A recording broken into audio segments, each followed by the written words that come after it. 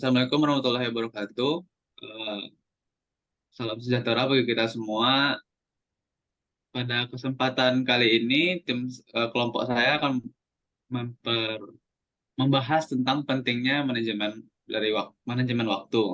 Kelompok saya terdiri dari 3 orang. Yang pertama ada saya sendiri, Muhammad Rizky Sadira. Lalu Kemudian perkenalkan saya Mukhtar Rijal. Dan saya Nicholas Rajanata.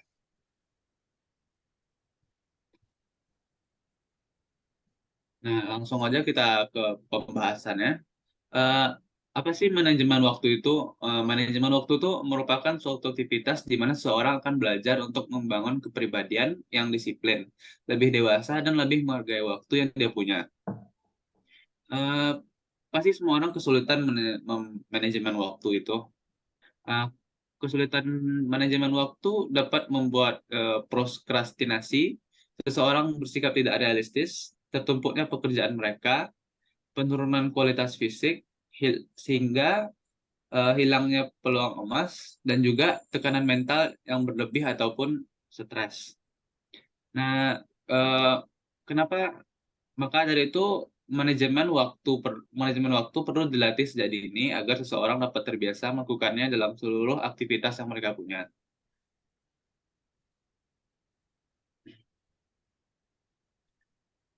Nah, di sini ada pendapat dari Levin pada tahun 2007. Manajemen bahwa manajemen waktu adalah ketika seseorang manusia memiliki cara terbaik menurut dirinya untuk menggunakan waktu dan mengelola dirinya sendiri.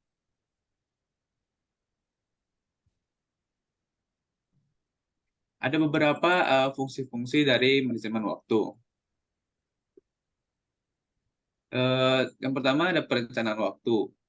Menentukan waktu yang tepat supaya dapat sesuai dan tepat dengan sasaran yang direncanakan yang berhubungan dengan waktu. Dapat dilakukan dengan membuat jadwal. Ciri-ciri perencanaan waktu itu ada jelas, realistis, fleksibel, dan berkesinambungan. Yang dimaksud dengan jelas, dapat identifikasi tugas yang dilakukan. Realistis, jangan memaksa diri untuk melaksanakan tugas berikutnya. Fleksibel, jadwal dapat diubah sesuai situasi dan kondisi yang terjadi dan dapat mengantisipasi perubahan yang muncul. Lalu yang terakhir ada berkesinambungan, yaitu pelaksanaan tugas berlanjut terus-menerus sehingga stagnan atau berhenti pada masa tertentu.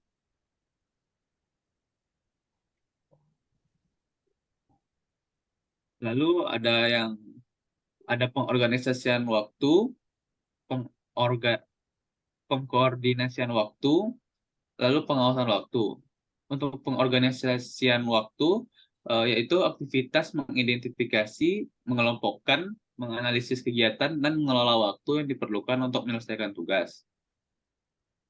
Pengkoordinasian waktu itu bisa disebut juga kegiatan yang mengkoordinasikan dan menyelaraskan tugas-tugas agar dapat dicapai secara efektif dan efisien sesuai rencana dan tujuan yang sudah dibuat. Lalu yang terakhir ada pengawasan waktu, yaitu kegiatan mengawasi tugas-tugas agar tetap sesuai dengan jadwal yang sudah direncanakan. Tugas yang melenceng dapat dikoreksi sehingga tidak bertentangan bahkan menghambat tercapainya tujuan. Untuk materi ini akan saya lanjutkan. Levin juga memaparkan adanya beberapa aspek dalam penggunaan waktu agar dapat berlangsung lebih efektif dan juga produktif. Ada dua aspek. Yang aspek pertama yaitu strategi berpikir dan aspek kedua yaitu ide strategi pengelolaan waktu.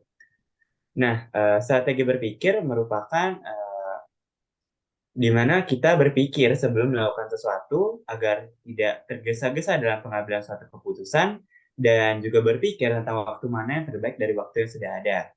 Lalu aspek kedua yaitu ide strategi pengelolaan waktu, di mana strategi yang direncanakan harusnya dapat mencapai tujuan dan membuat waktu bersifat lebih produktif.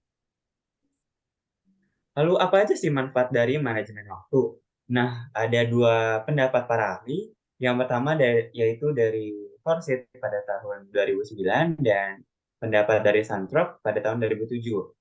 Menurut Forsyth, manfaatnya yaitu fokusnya seseorang pada prioritasnya, lalu dapat bertindak langsung untuk meningkatkan efektivitas diri sendiri dan berhasil mengatur secara menyeluruh. Sementara itu, menurut Sandro, manfaatnya yaitu lebih produktifnya seseorang, terjaganya kesehatan mental, dan memberikan keseimbangan antara bekerja dan juga rekreasi. Menurut Widya Stuti pada tahun 2014 di halaman 12, terdapat hal-hal yang dapat diterapkan dalam manajemen waktu. Ada 4 hal. Hal yang pertama yaitu penetapan prioritas, di mana seseorang dapat menyusun tanggung jawab dan tugas yang ada berdasarkan urutan kepentingan tugas itu untuk diselesaikan. Hal yang kedua yaitu penjadwalan, di mana kita akan mengalokasikan waktu untuk melaksanakan tugas yang diprioritaskan. Lalu hal yang ketiga yaitu pelaksanaan, di mana kita akan menerapkan jadwal-jadwal yang sudah kita buat sebelumnya ke dalam bentuk tindakan nyata dalam sehari-hari.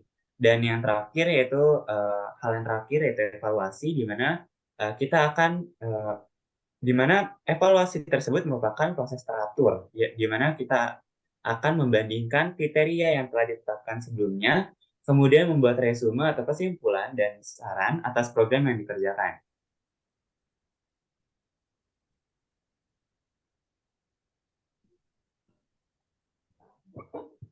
Baik, saya akan melanjutkan penyampaian materi.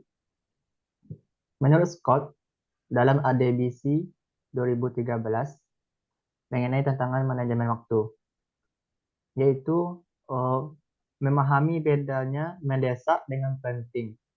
Mendesak yaitu tidak membuat suatu tugas menjadi penting, dan penting terkait dengan prinsip masing-masing orang.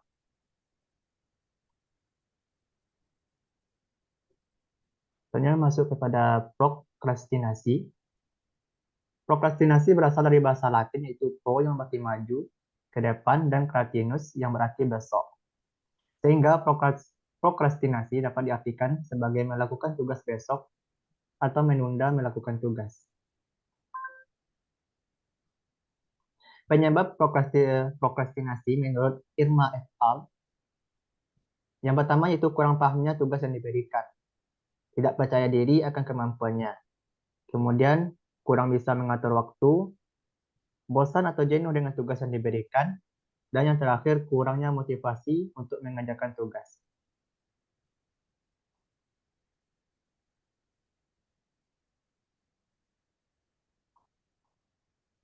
Baik, jadi setelah kita mengetahui tentang pentingnya manajemen waktu seperti yang sudah dijelaskan sebelumnya, sehingga manajemen waktu ini sangat penting untuk kita pahami dan kita terapkan dalam kehidupan kita sehari-hari.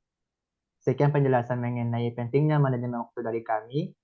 Kami ucapkan terima kasih yang sebesar-besarnya atas semua yang berpartisipasi, dan kami mohon maaf bila ada tutur kata yang salah dan yang kurang berkenan. Sekian, sampai jumpa pada pertemuan berikutnya. Assalamualaikum warahmatullahi wabarakatuh.